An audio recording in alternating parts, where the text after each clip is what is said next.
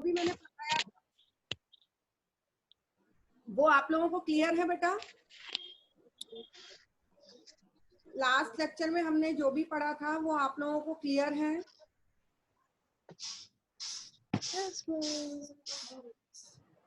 कोई डाउट तो नहीं है उसमें?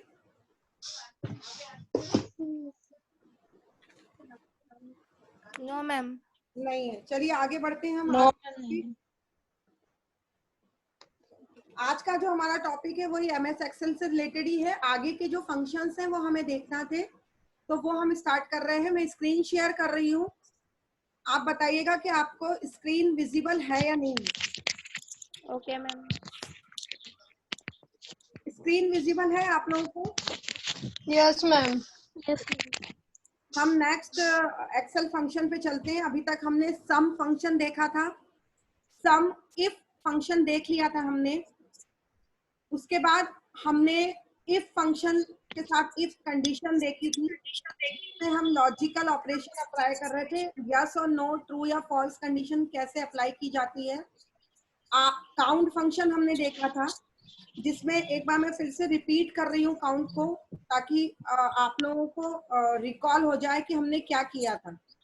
ठीक है, स्क्रीन विजिबल है आप लोगों को बेटा? Yes ma'am. चलिए, काउंट फंक्शन में हमने क्या किया था बेटा कि काउंट फंक्शन 4 तरीके से अप्लाई किए जा सकते हैं। फर्स्ट तो होता है कि आपने क्या किया कि काउंट किया,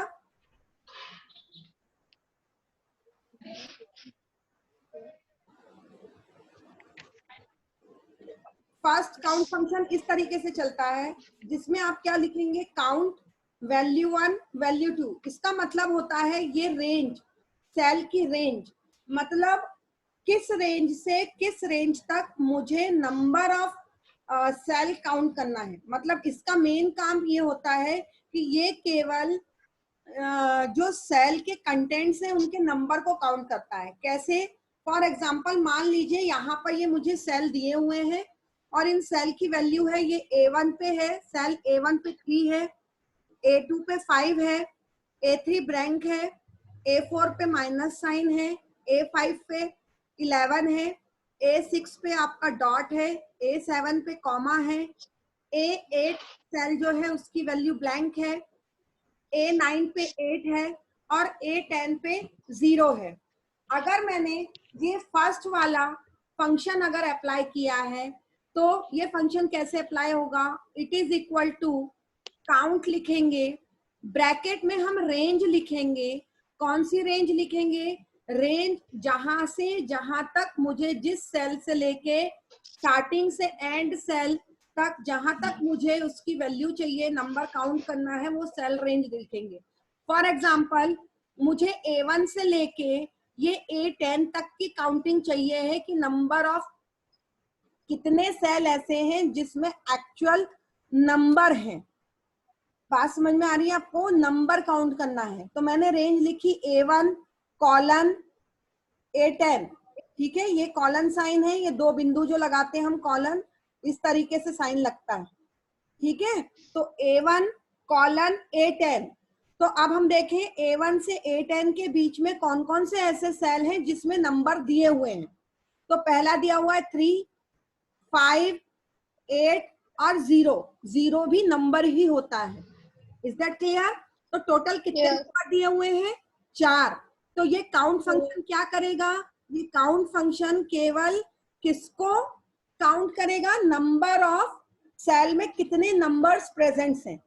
इज दैट क्लियर? तो फर्स्ट क्या हुआ कि फर्स्ट काउंट फंक्शन क्या करेगा?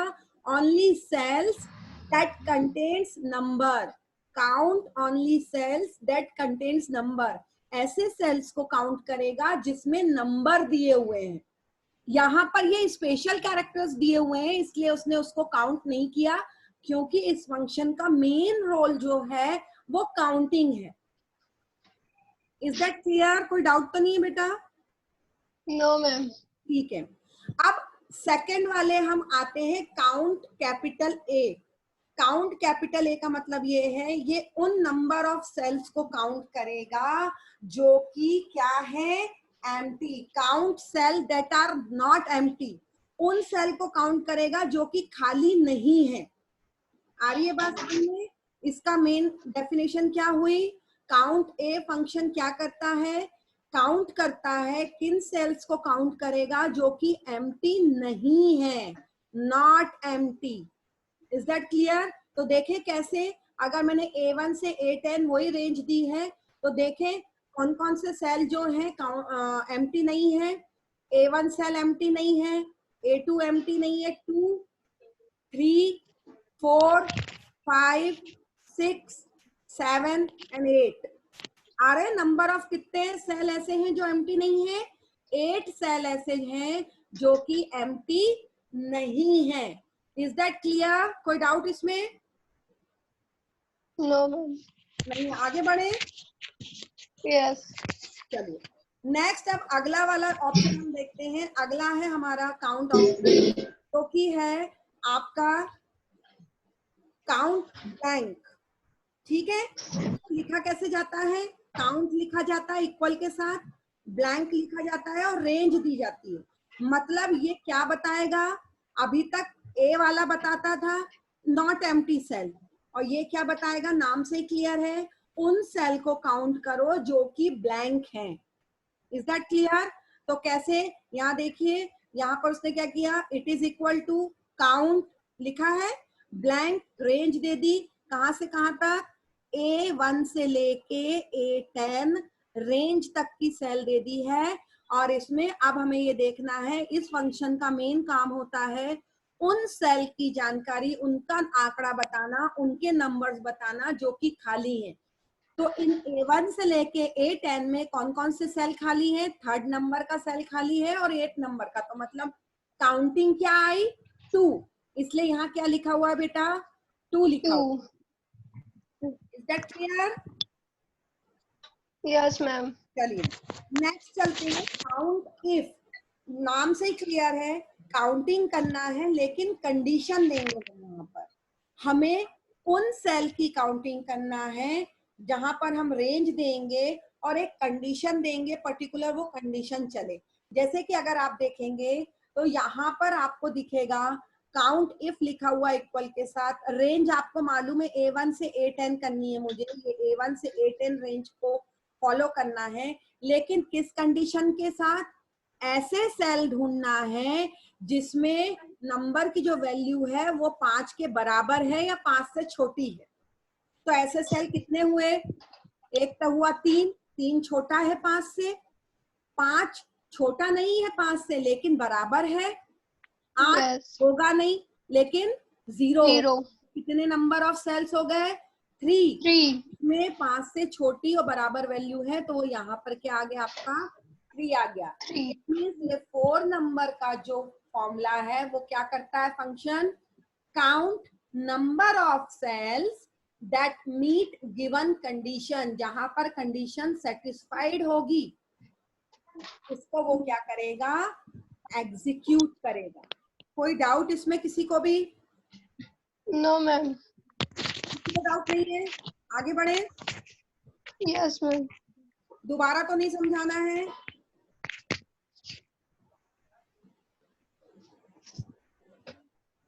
दोबारा तो नहीं समझना है किसी को? No, ma'am. नहीं, आगे बढ़े फिर। Yes. Ragini, Yes, ma'am.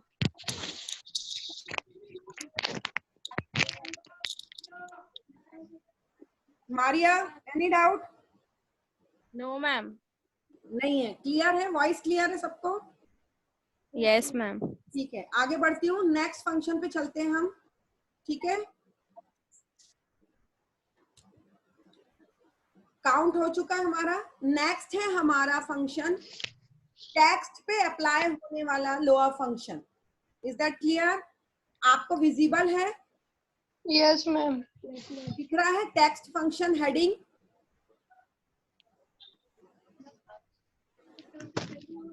Heading दिख रही है सब? Yes, ma'am. चलिए, अब क्या है? नाम से क्लियर है, टेक्स्ट फंक्शन। टेक्स्ट फंक्शन का मतलब होता है बेटा ऐसे फंक्शन जो टेक्स्ट पे अप्लाई हो। टेक्स्ट क्या हो सकता है? किसी का एड्रेस हो सकता है, किसी का नाम हो सकता है, कोई सेंटेंस हो सकता है जिसमें हम शब्दों का प्रयोग करते हैं, अक्षरों का प्रयोग करके जो भी सेंटेंस बनाते हैं वो हमारे टेक्स्ट कहलाते हैं। Is that clear? तो यहाँ देखिए आप कि यहाँ पर आपको ए जो कॉलम है, ए कॉलम में नंबर ऑफ सेंटेंसेस लिखे हुए हैं, टेक्स्ट लिखे हुए हैं, जैसे स्मार्ट लिखा हुआ है, ब्यूटीफुल लिखा हुआ है, ठीक है, डैशिंग लिखा हुआ है, गॉर्जियस लिखा हुआ है, परफेक्ट लिखा हुआ है, एक्सीलेंट लिखा हुआ है, अवेसम लिखा हुआ है। Is that clear? दिख रहा है? Yes. है ना? तो ये कहाँ पर लिखा हुआ है? कॉलम ए में लिखा हुआ है। अब टेक्स्ट के ऊपर तीन मेन जो ऑपरेशंस होते हैं, तीन मेन फंक्शन जो होते हैं वो अप्लाई किए जाते हैं। Is that clear? कौन कौन से? एक तो लोअर फंक्शन, फंक्शन और प्रॉपर फंक्शन। कौन कौन से तीन फंक्शन अप्लाई किए जाते हैं बेटा? लोअर फंक्शन, अपर Upper function. और Proper. Proper function. Is that clear? तो लोअर का मतलब होता है कि कोई भी टेक्स्ट अगर लिखा हुआ है, मान लीजिए कि फॉर एग्जांपल ये स्मार्ट अगर आप देखेंगे तो स्मार्ट में एस कैपिटल है, आर कैपिटल है?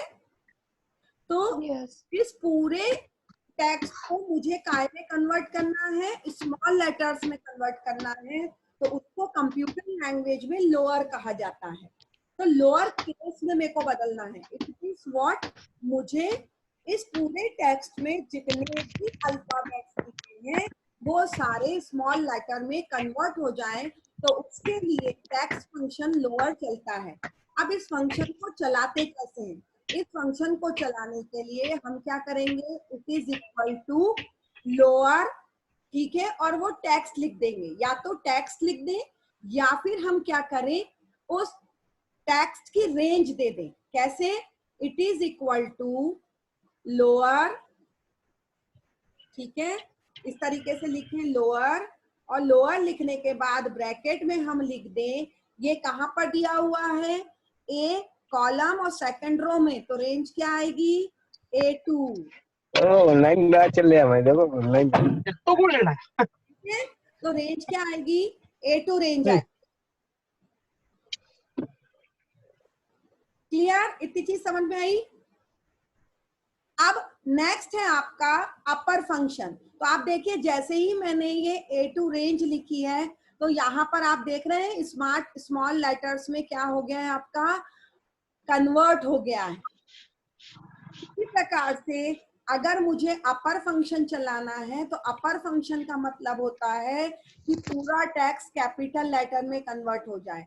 तो उसके लिए हम क्या करते हैं? अपर और टेक्स्ट या फिर रेंज लिखते हैं। तो यहाँ देखिए ये पूरा अपर केस में कन्वर्ट हो गया। अगर मुझे प्रॉपर प्रॉपर नाउन होता है, कॉमन नाउन होता है, ये आपने पढ़े होंगे जब आप लोग फंडामेंटल तो उसमें दिया होता है। यहाँ पर प्रॉपर फंक्शन का मेन काम क्या होता है कि जो भी टेक्स्ट दिया हुआ है उसका फर्स्ट लेटर जो है वो कैपिटल होना चाहिए। तो उसके लिए हम क्या करते हैं? वहां पर कौन सा फंक्शन यूज करेंगे? और हम प्रॉपर फंक्शन। तो जैसे पहले वाले फंक्शन का क्या काम था? पहले वाले फंक्शन का काम था to convert text from capital to small. Second, upper का convert text from small to capital, और proper function का काम था to capitalize each word of the text। मतलब जो particular first word है starting का, उसको क्या करना? कैपिटल। Is that clear? कोई डाउट इसमें बेटा किसी को? No, ma'am. नहीं है? आगे बढ़े? Yes, ma'am. चलिए बड़ा मैम मैम किसी को कोई डाउट है? मैम मैम मुझे मैम वॉइस बहुत ज्यादा आ रही है, अदर वॉइस बहुत ज्यादा आ रही है, मेरे को आपकी वॉइस नहीं आ पा रही है। अच्छा, मैं तो मेरे को बात समझा दीजिए। मैं सबको अनम्यूट कर देती हूँ, सबको म्यूट यस कर मैम। देती हूँ ताकि आपको आवाज क्लियर आए। ठीक है? Yes ma'am. एक्चुअली किसी किसी के घर के बैकग्राउंड नॉइज आ रहा है, इस कारण आपको डिस्टरबेंस हो रहा था। जब मुझे पूछना होगा तो मैं सबको अनम्यूट कर दूंगी, ठीक है। नेक्स्ट स्लाइड है,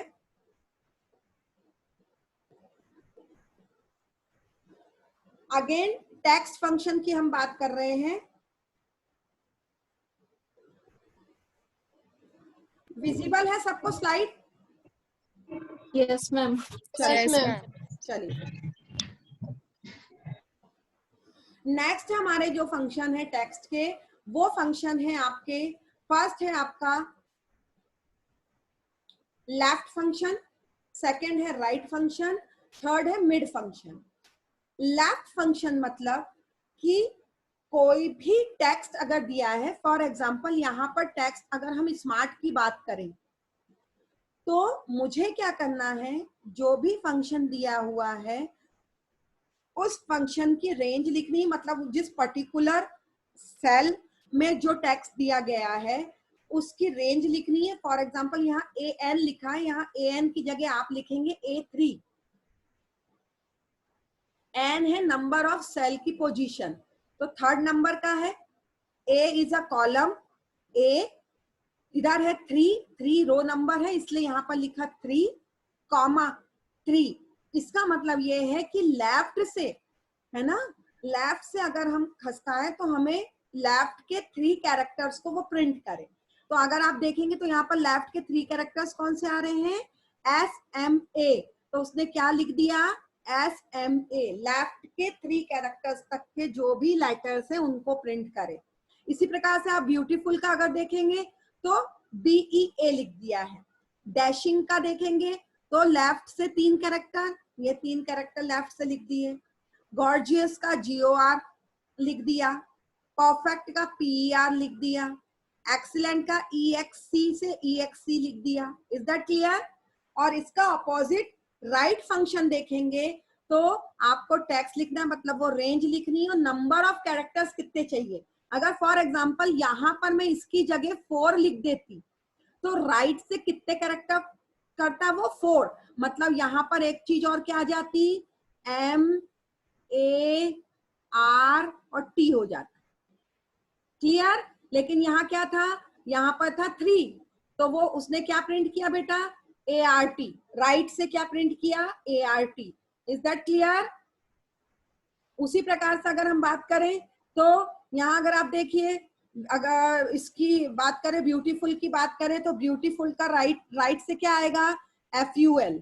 तो यहाँ पर उसने क्या किया, FUL, ING, OUS, ECT, ENT, OME, ये क्या हुआ, राइट के। और मिडिल मतलब सेंटर के, है ना। तो यहाँ पर आपको मिडिल में पूरी रेंज देनी पड़ेगी। मिडिल मतलब क्या, स्टार्टिंग के कितने कैरेक्टर हटा के स्टार्ट नंबर और नंबर ऑफ कैरेक्टर कितने प्रिंट कराना है। मतलब मान लीजिए कि मुझे प्रिंट क्या कराना है, स्टार्टिंग यानी MAR मतलब 3 करना है, लेकिन स्टार्टिंग के 2 कैरेक्टर छोड़ के। अब यहाँ पर तो कोई कैरेक्टर नहीं है तो ब्लैंक को छोड़ेगा।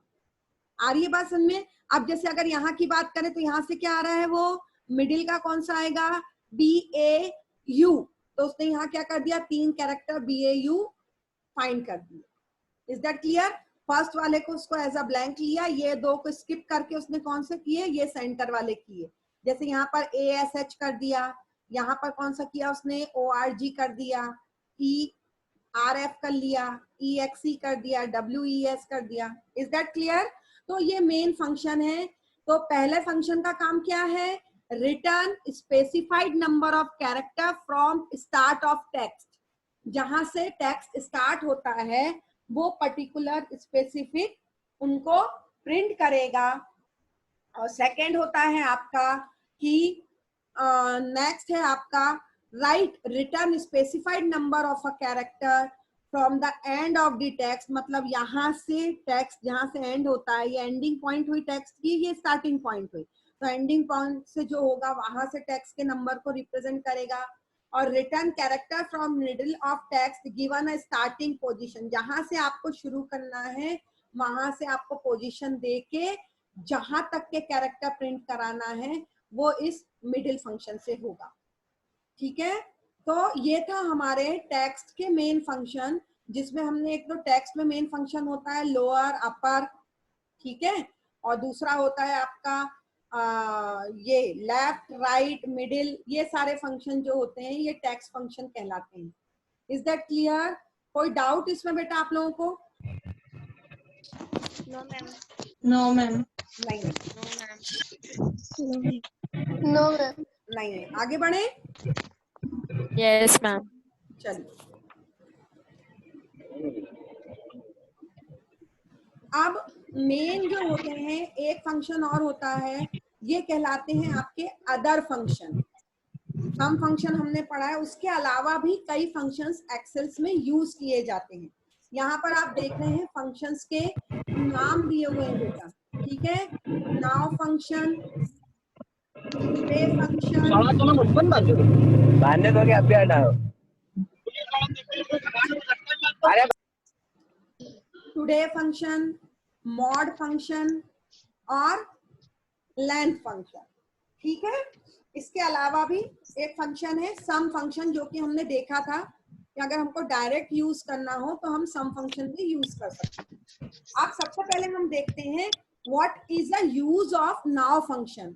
नाउ फंक्शन को हमको जब भी यूज करना होता है तो हम क्या करते हैं, इक्वल साइन लगाते हैं, NOW लिखते हैं नाउ, और फंक्शन साइन लगा के एंटर की प्रेस करते हैं।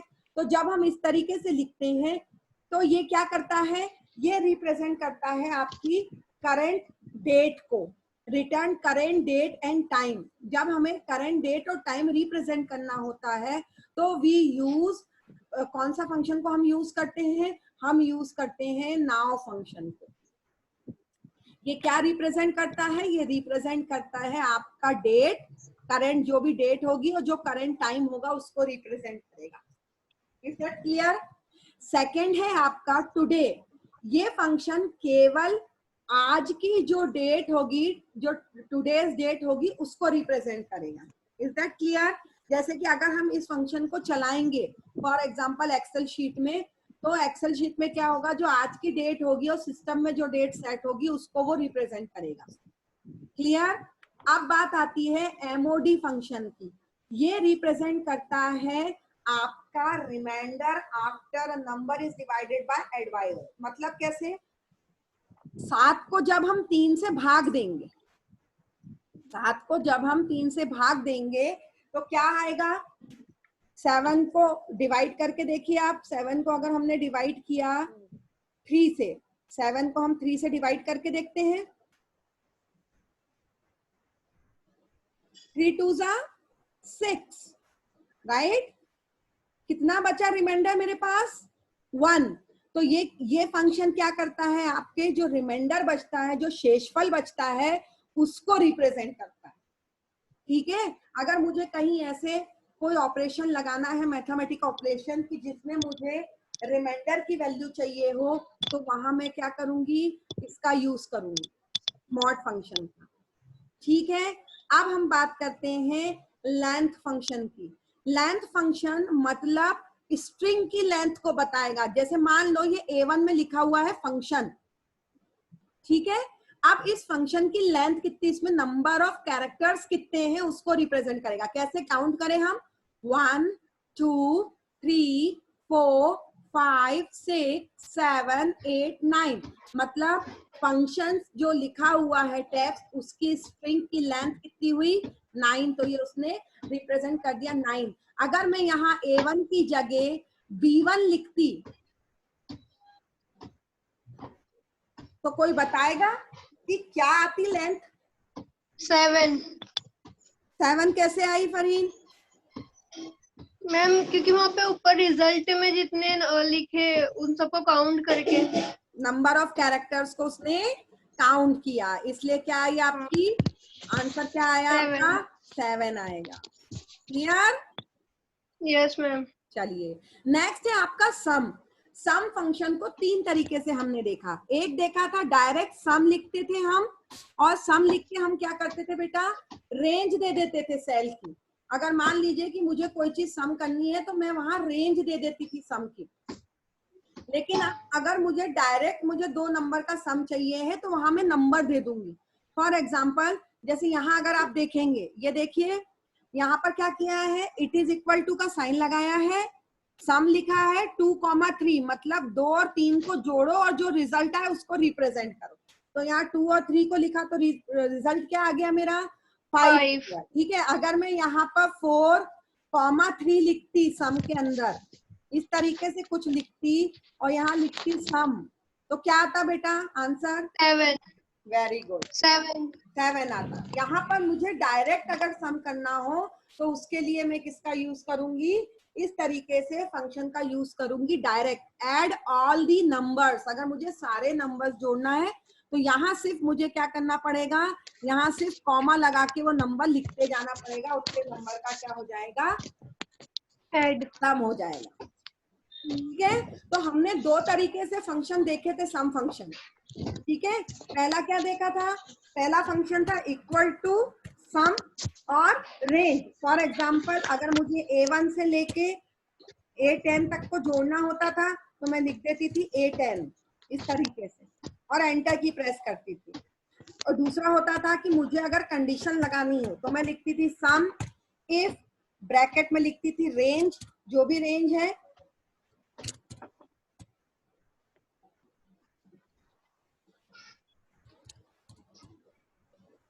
ठीक है, और उसके बाद क्या करती थी, कॉमा लगा के डबल कोट्स में क्या लगा देती थी, कंडीशन लगा देती थी, जो भी मुझे कंडीशन लगानी होती थी। ठीक है, और तीसरा तरीका सम का क्या है, सम और नंबर ऑफ, जितने नंबर मुझे ऐड करना है, जैसे मुझे 2,3 करना था तो मैंने 2,3 कर दिया, अगर मुझे 5,2 करना है तो 5,3 कर दिया, जो भी करना है। तो यहाँ में रेंज मतलब सम फंक्शन को मैंने 3 तरीके से अप्लाई किया, 3 तरीके से यूज किया। Is that clear? पहला तरीका जो था वो पहला तरीका था मेरा फंक्शन को यूज करने का, वो था ये वाला तरीका। दूसरा था कंडीशन के साथ सम फंक्शन को यूज करना, और तीसरा था सम फंक्शन को डायरेक्ट एडिशन करना सारे नंबर्स का। Is that clear? कोई डाउट किसी को? कोई डाउट है बेटा?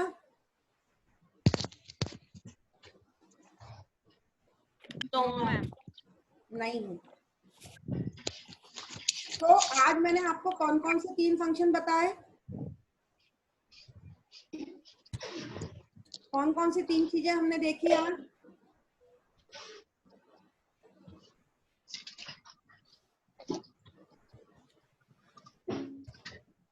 काउंट देखा, काउंट में हमने 4 तरीके के काउंट देखे। फर्स्ट देखा कि नंबर ऑफ सेल में कितने नंबर्स हैं उनको देखा। दूसरा हमने देखा कौन से सेल एम्प्टी नहीं है, नॉट एम्प्टी सेल के लिए काउंट ए देखा, काउंट ब्लैंक, ब्लैंक सेल के लिए देखा, और कंडीशन के साथ रेंज देख के काउंट कैसे किया जाता है वो फंक्शन देखा। उसके बाद हमने टेक्स्ट फंक्शन देखे, जिसमें हमने 3 फंक्शन पहले देखे जो कि टेक्स्ट पे अप्लाई होते हैं, लोअर फंक्शन, अपर फंक्शन और प्रॉपर फंक्शन। लोअर फंक्शन वे फंक्शन होते हैं जो स्मॉल कैपिटल लेटर को स्मॉल लेटर में कन्वर्ट करते हैं। अपर फंक्शन वे फंक्शन होते हैं जो लोअर केस, जो स्मॉल लेटर्स में टेक्स्ट लिखे हैं उनको कैपिटल लेटर में कन्वर्ट करते हैं। और प्रॉपर फंक्शन वो फंक्शन होते हैं जो फर्स्ट लेटर जो होता है उसको कैपिटल लेटर में कन्वर्ट करते हैं। नेक्स्ट हमने टेक्स्ट फंक्शंस देखे, लेफ्ट फंक्शन, राइट फंक्शन और मिड फंक्शन। लेफ्ट फंक्शन का काम था कि लेफ्ट हैंड साइड से नंबर ऑफ कैरेक्टर को स्टार्ट करना है, स्पेसिफाइड लेटर तक ले जाना है। फॉर एग्जांपल अगर मैंने दिया था A3,3 तो स्टार्टिंग जहां से हुई थी लेटर्स की, अगर आप देखेंगे ये स्मार्ट लेटर S से शुरू हुआ था, तो लेफ्ट में स्टार्टिंग के जितने कैरेक्टर की रेंज दी हुई है उतने कैरेक्टर को वो प्रिंट कर देता था। अगर मैंने यही चीज राइट से करनी होती है तो वो एंड पोजीशन से शुरू करके नंबर ऑफ कैरेक्टर जितने प्रिंट करना था उसको कर देता था। उसके अलावा मिडिल, मतलब मिडिल में स्टार्टिंग से लेके जहां तक के कैरेक्टर आपको प्रिंट कराना है, स्टार्टिंग कैरेक्टर को छोड़ के वो रेंज दी जाती थी और उससे वो क्या करता था, उन कैरेक्टर्स को प्रिंट कर देता था। Is that clear? यस। उसके बाद हमने अदर फंक्शंस देखे। अदर फंक्शंस में हमने देखा कि अदर फंक्शंस को हम यूज कैसे करते हैं, ठीक है। तो अदर फंक्शन को यूज करने के लिए हमने कौन कौन से फंक्शन देखे। नाउ फंक्शन देखा जो कि करंट डेट और टाइम को रिप्रेजेंट करता था। टुडे फंक्शन केवल डेट को रिप्रेजेंट करता था, वो भी कौन सी डेट को, करंट डेट को रिप्रेजेंट करता था। मॉड फंक्शन रिमाइंडर, मतलब कोई भी संख्या को जब हम किसी संख्या से भाग देंगे तो जो शेषफल बचेगा, रिमाइंडर बचेगा, उसको रिप्रेजेंट करता था। लेंथ फंक्शन जो था वो आपकी लेंथ को रिप्रेजेंट करता था कि कौन आपकी स्ट्रिंग की लेंथ कितनी है। जैसे कि यहाँ फंक्शन था, फंक्शन A1 दे के रखा था, A is a column name, 1 is a row name. तो A1 पे क्या है, फंक्शन है, उसमें नंबर ऑफ लेटर्स कितने हैं, कैरेक्टर 9 है, तो उसने 9 को प्रिंट कर दिया था। सम एड ऑल द नंबर्स, अगर मुझे ऐड करना है तो मैं किसका यूज कर रही थी, मैं यूज कर रही थी सम फंक्शन का।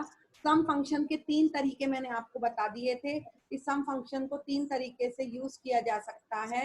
एक तो सिंपल सम की तरह यूज किया जा सकता है रेंज के साथ, एक कंडीशन के साथ, और थर्ड मैंने आपको बताया with the help of direct sum add all the numbers.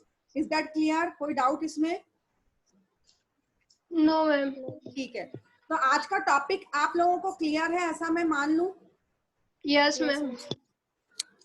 क्योंकि मेन ये है कि टॉपिक क्लियर होना बहुत इंपॉर्टेंट होता है। तो ऐसा कोई जिसको टॉपिक क्लियर नहीं है?